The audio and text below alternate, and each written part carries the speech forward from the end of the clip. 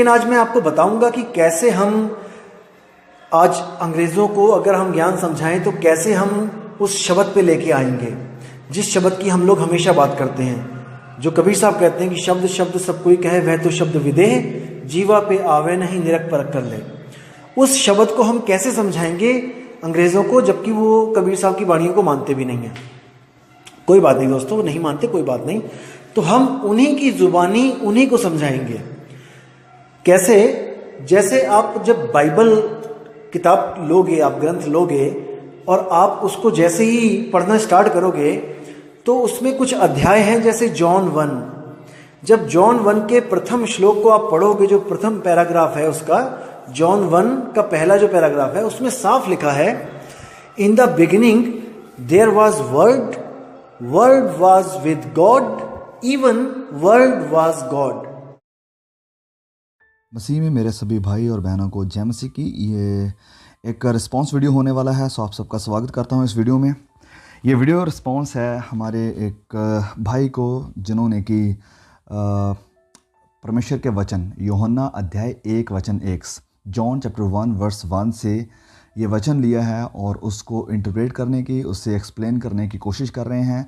और जो कि उन्होंने एक्सप्लेनेशन दी है वो सरासर गलत है और उसमें बहुत तोड़ मरोड़ की गई है और अपने हिसाब से इन शब्दों को एक्सप्लेन करने की कोशिश की गई है।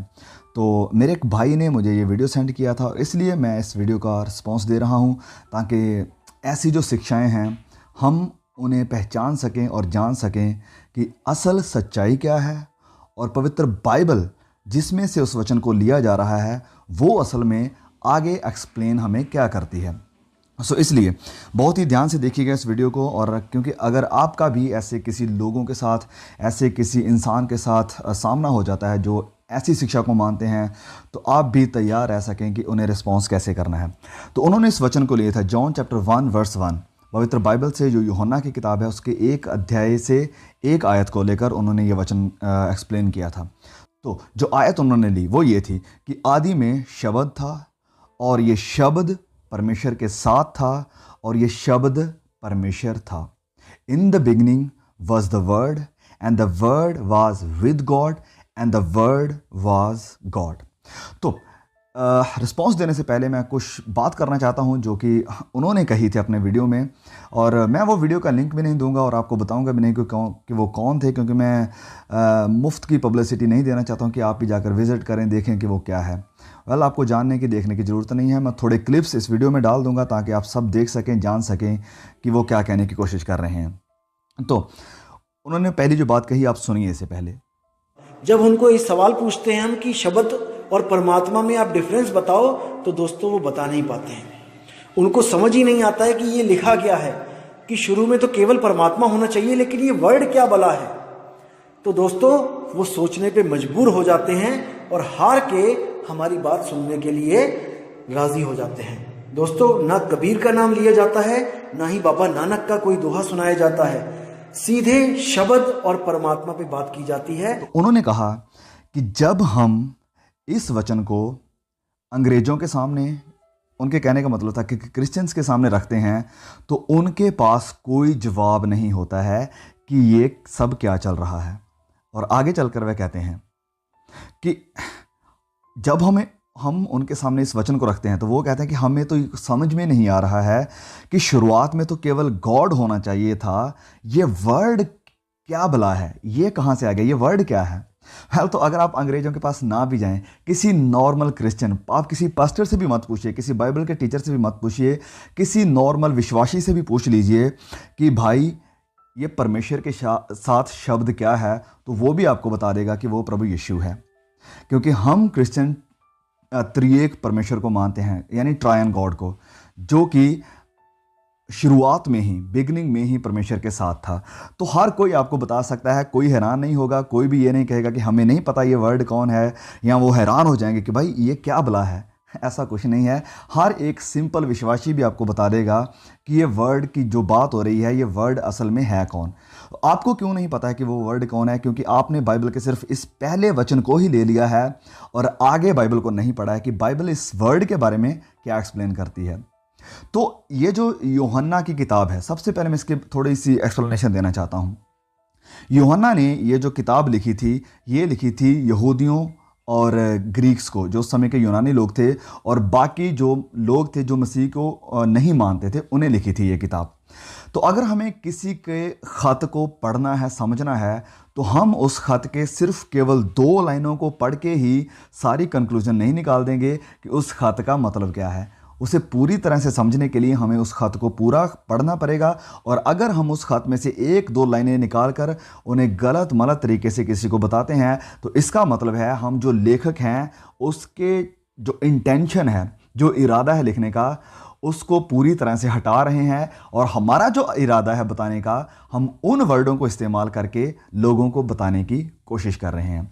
तो यूहन्ना ने जब ये शब्द लिखे, जब उसने इस वर्ड शब्द का इस्तेमाल किया, तो उसका कुछ मतलब था ये सब लिखने का। उसने बस ऐसे ही नहीं लिख दिया था।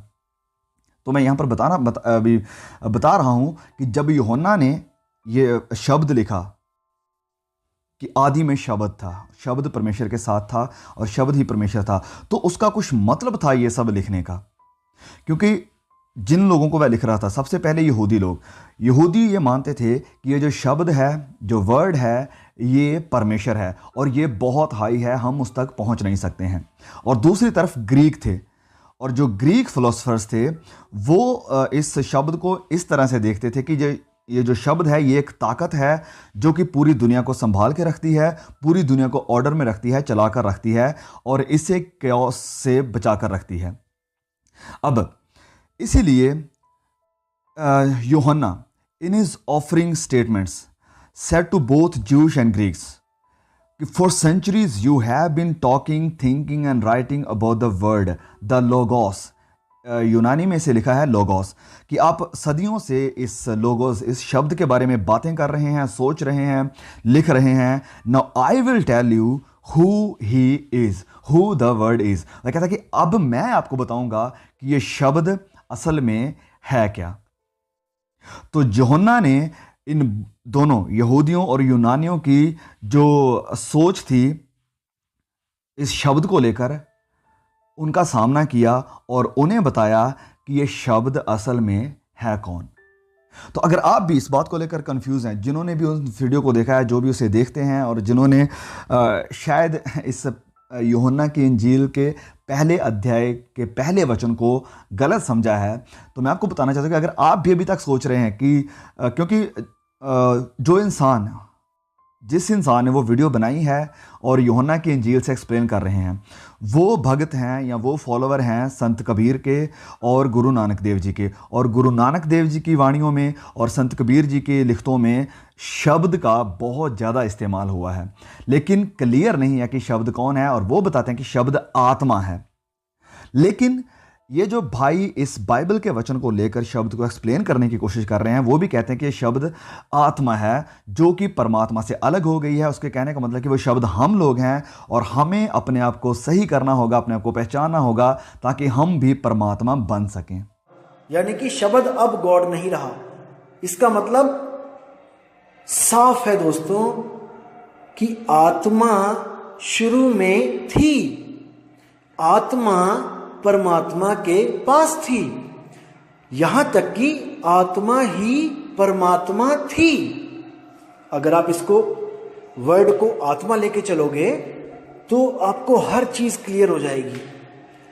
जो वर्ड है वो शब्द है, शब्द ही आत्मा है, शब्द ही आत्मा है। शब्द की ही सुरति उससे अलग हो गई है, इसलिए सुरति भटक रही है। और जैसे ही सुरति को हम शब्द में लगाएंगे तो दोबारा से हम परमात्मा हो जाएंगे, तो दोबारा से हम परमात्मा हो जाएंगे, तो दोबारा से हम परमात्मा हो जाएंगे, हम परमात्मा हो जाएंगे, हम परमात्मा हो जाएंगे।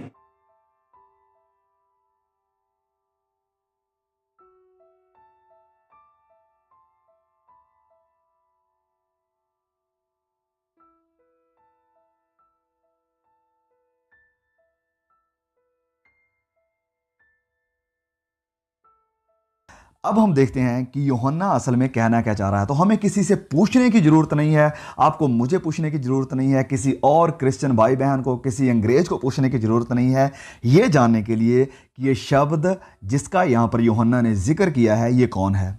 यूहन्ना खुद ही आपको बता देता है जब आप इन वचनों को नीचे जाकर पढ़ना शुरू कर देते हैं। तो चलिए मैं थोड़ा आपके लिए पढ़कर बताता हूं। आप खुद भी बाइबल उठाइए, अब ऑनलाइन बाइबल अवेलेबल है, गूगल पे जाकर सर्च कर सकते हैं यूहन्ना अध्याय 1 वचन 1। तो आपको किसी के ऊपर डिपेंड रहने की ज़रूरत नहीं है, आपके पास खुद बाइबल है, आपके पास मोबाइल है, आप चेक करके देख सकते हैं। तो यूहन्ना आगे क्या कहता है। सबसे पहले वो लिखता है कि आदि में वचन था और वचन परमेश्वर के साथ था और वचन यानी शब्द ही परमेश्वर था। फिर वचन 3 में वह कहता है कि सब कुछ उसी के द्वारा उत्पन्न हुआ, उसी यानी इस शब्द के द्वारा उत्पन्न हुआ, और जो कुछ भी उत्पन्न हुआ उसमें से कोई भी वस्तु उसके बिना यानी शब्द के बिना उत्पन्न रची नहीं गई। तो वह कहता है कि शब्द के बिना कुछ भी उत्पन्न नहीं हुआ है। फिर आगे वचन 4 में वह कहता है कि इस शब्द में जीवन था, उसमें जीवन था और वह जीवन मनुष्यों की ज्योति थी, मनुष्यों की रोशनी थी। वचन 5, और ज्योति अंधकार में चमकती है और अंधकार ने उसे ग्रहण नहीं किया। ये ज्योति, ये लाइट, ये रोशनी जब अंधकार में आकर चमकी तो इस अंधकार ने उसे ग्रहण, उसे स्वीकार, उसे रिसीव नहीं किया। फिर आगे चलकर वचन 11 में वह लिखता है कि वह अपने घर आया और उसके अपनों ने उसे ग्रहण नहीं किया। ये शब्द ये शुरुआत में परमेश्वर के साथ था और जो परमेश्वर था वह अपने घर आया। नाउ अपने घर आने का क्या मतलब है? हर कोई मसीही विश्वासी जो बाइबल को पढ़ता है वह आपको बता देगा कि वह अपने घर आया, यानी कि वह यहूदियों के पास आया कि वह उसे रिसीव करेंगे, उसकी बात को सुनेंगे, उसकी बात को मानेंगे। लेकिन इतिहास गवाह है, हम सब जानते हैं कि ये शब्द जब अपने घर यानी यहूदियों के पास आया तो उन्होंने उस शब्द के साथ क्या किया? उसकी बातों को रिसीव नहीं किया, उसकी बातों पर विश्वास नहीं किया, वरन उन्होंने उसे पकड़कर उसे क्रूस पर लटका दिया, उसे ठुकरा दिया। तो वचन कहता है कि वह अपने घर आया और उसके अपनों ने उसे ग्रहण नहीं किया। नाउ इस बात को ध्यान से सुनना। यूहन्ना अध्याय 1 वचन 14 में आगे यूहन्ना कहता है कि शब्द देहधारी हुआ, शब्द देहधारी हुआ। तो आपको पूछने की जरूरत नहीं है किसी को भी कि भाई ये शब्द क्या है, ये वचन का क्या मतलब है। जब आप ऊपर अध्याय 1 वचन 1 को पढ़कर नीचे सीधा वचन 14 में आ जाएंगे तो आपको इस सवाल का जवाब मिल जाएगा कि ये शब्द जिसकी बात हो रही है, जो परमेश्वर के साथ था और जो परमेश्वर था, वह कौन है। और वह शब्द वचन में लिखा है, यूहन्ना कहता है आगे चलकर कि वह शब्द देहधारी हुआ और अनुग्रह और सच्चाई से परिपूर्ण होकर हमारे बीच में डेरा किया। यूहन्ना कह रहा है कि इस शब्द ने देह धार कर यानी मनुष्य रूप में आकर हमारे बीच में डेरा किया और हमने उसकी ऐसी महिमा देखी जैसी पिता के इकलौते की महिमा है।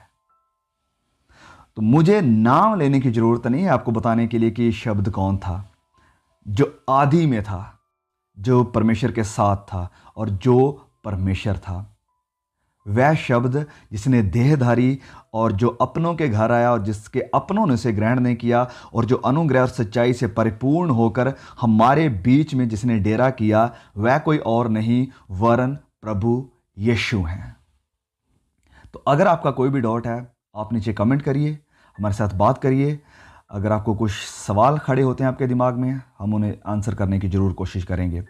तो उम्मीद है कि आपको अब इस पहले वचन से लेकर कोई भी कन्फ्यूज़न नहीं रही होगी, क्योंकि इस पहले वचन में हमें ये बात क्लियर हो जाती है। क्योंकि यूहन्ना यहाँ पर प्रभु यीशु के बारे में लिख रहे हैं, वो प्रभु यीशु की इंट्रोडक्शन दे रहे हैं कि जो प्रभु यीशु है, आज जिसके बारे में मैं यहूदियों के साथ, यूनानियों के साथ बात करने वाला हूँ, ये कोई आम इंसान नहीं है जिसने अभी कुंवारी के गर्भ से जन्म लिया है, वरन ये एक बहुत बड़ी हस्ती है जो कि आदि में है। जैसे कि बाइबल के पहले वचन में लिखा है कि आदि में परमेश्वर ने, मतलब शुरुआत है और कोई टाइम नहीं है, कोई बिगनिंग नहीं है, ये आदि से भी पहले का है।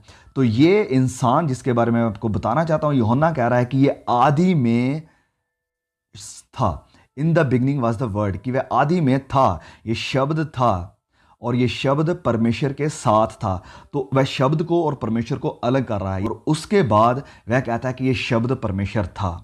यस वो उससे अलग है, लेकिन उसके जो एट्रीब्यूट्स हैं वो सब परमात्मा के हैं, परमेश्वर के हैं, गॉड के हैं।